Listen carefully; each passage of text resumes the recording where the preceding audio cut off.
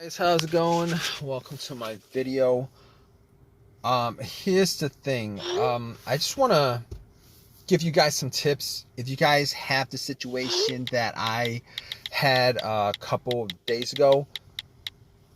So basically, um, what happened was I was at a McDonald's. I went to get something to eat, parked my car, got out, was there for maybe like 15 minutes, got back in, and it would crank. My car would crank and crank and crank, but it would not turn over.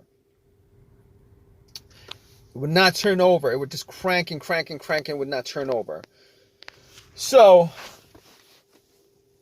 I haven't had that issue with this car at all. I mean, there was maybe like 7 months ago, I had an issue where it wouldn't start, and it turned out to be the battery, but it didn't crank. It turned out to be a dead battery. But really never had an issue where this car would crank and crank and crank, but it wouldn't turn over. So the only issue I had was that dead battery from 7 months ago. This car drove fine since. I've had no issues with it. So basically what I did first was I turned on the headlights, and just to see where the battery was, what level, how much charge is in the battery. If it was dim, I knew that it was the battery that was the issue, but the lights were bright. Headlights were bright. So basically, I didn't think it was the battery to begin with, but and the reason why it wasn't just because of the headlights, it was because of how strong the cranks were. All right, it wasn't like it was a slow crank. It wasn't like it was a soft crank. It wasn't like it was trying to crank. It was a very, very strong crank each and every time it cranked. Regardless, I opened up the hood and pretty much checked around the battery, because I thought, I was hoping that it would be something as simple as that. I didn't really want it to be anything bigger than that. Obviously, most people in this situation, if they were in this situation, they'd wish for the easiest fix. So I was looking at the battery, I was looking at the terminals, and you know what? I don't think I actually cleaned up the terminals last time when I changed up the battery 7 months ago. I was looking at the terminals. They looked kind of corroded. There was some rust on it, kind of corroded. There was some white, bluish stuff on there. So I pretty much, had a couple of fries, and then I took out my Coke, which I drank half a cup of, and I poured the rest onto the terminals, and had it fizz up, oxidize, a lot of the corrosion. So I pretty much took some paper towel and wiped it. But here's the thing, I was actually able to wiggle both the terminals off. They were tight, but not so tight that I couldn't move it. But I was able to move it, wiggle it, and once I took it off, pretty much wiped it and popped it back on. And I was hoping that was going to be the fix for it. But unfortunately, when I got back and tried to start it, it would crank and it wouldn't start. Now, I didn't give up thinking that it might have been a battery for whatever reason. But however, I did have a booster pack, and for whatever reason, I decided to put the booster pack on the terminals and then try to start it. Did the same thing. So at that point, I 100% knew that it probably wasn't a power issue, it probably wasn't a battery issue. So at that point, I ruled out the battery. I ruled out the terminals being corroded. Ruled that out. I actually did check the negative line. If you guys don't know what the negative line is the ground line, the ground wire. All right. Normally, the negative terminal wire that goes to the negative of your battery actually connects to the frame of the car. I actually did check to make sure that it was connected. Sometimes, for whatever reason, the cables might be frayed and break off. They break off sometimes, but I made sure that it was connected to the frame. It was good. Sometimes sometimes a crank no start situation could be caused by that, but normally something like that would also cause a very, very slow, weak crank, which is not the situation I had. But obviously in that situation, I was able to eliminate the ground wire, also eliminate the alternator being the issue. And I really didn't consider the alternator being the issue to begin with, but just to be 100% sure, putting the booster pack on, I was able to eliminate the alternator, being that if the alternator was for whatever reason dying or weak or charged up the battery to just a little amount, me putting a booster pack on, and it would have started the car if it was the alternator that was the issue. However, I didn't think that's not one of the things that came up as far as me trying to figure out how to a way to solve the issue with this car. Not cranking but not starting. But okay, here's the thing about it. So I can eliminate all those things. Now, other things that could be causing it: mass airflow sensor, the crankshaft, the camshaft, position sensor, throttle position sensor. I pretty much was able to rule out all those things, seeing as how I actually remembered that there was no check engine light on my dash. I haven't had a check engine light for a long while.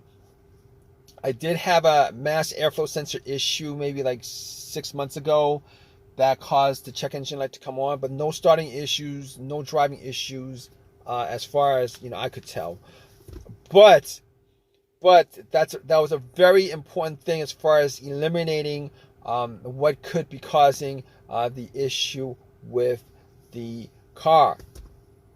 So basically, I was able to eliminate all those things: the mass airflow sensor, the throttle position sensor, camshaft, crankshaft, and anything else that has a sensor connected to it.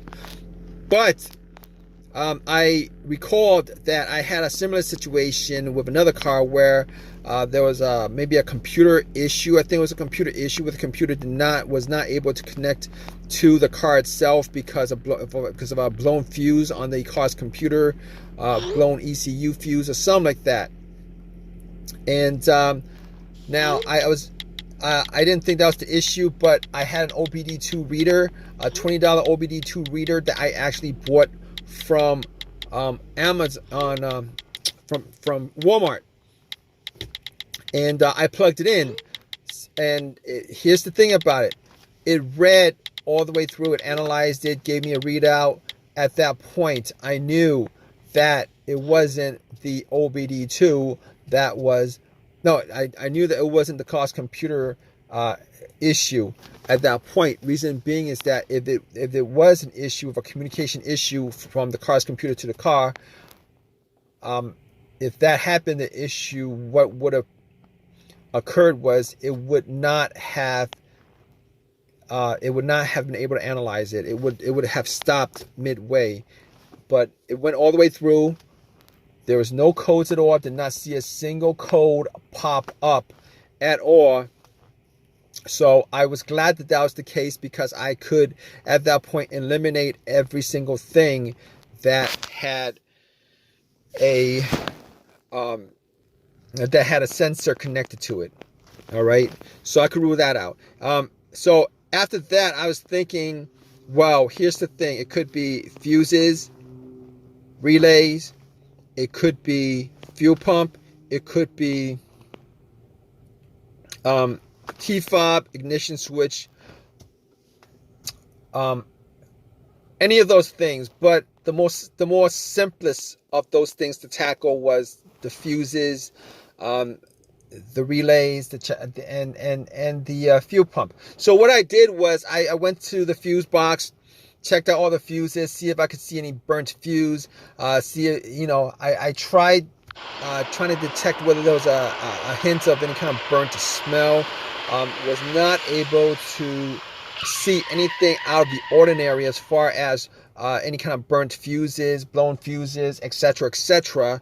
So at that point, I couldn't confirm 100% it wasn't the fuses, but I would say probably, probably a good guess that it was not one of the fuses that was causing this issue. But it could have been possibly been one of them. But anyway, moving on, I thought at that point before that I had considered that it could have been the fuel pump. I actually did the test on my own as far as trying to figure out whether the fuel pump was operating or not. Normally, it would be a best scenario if there was at least two people for this test. One would be outside, right next to, where you pump the gas. With the gas cap off, somebody would be listening to hear some kind of motor running or whizzing sound, and then the person in the car would try to put the car on the on position. The on position is the ignition position right before the crank. This would be the last position before it cranks up. The reason why you don't want to crank up is because the cranking noise, the crank will actually drown out the noise from the motor.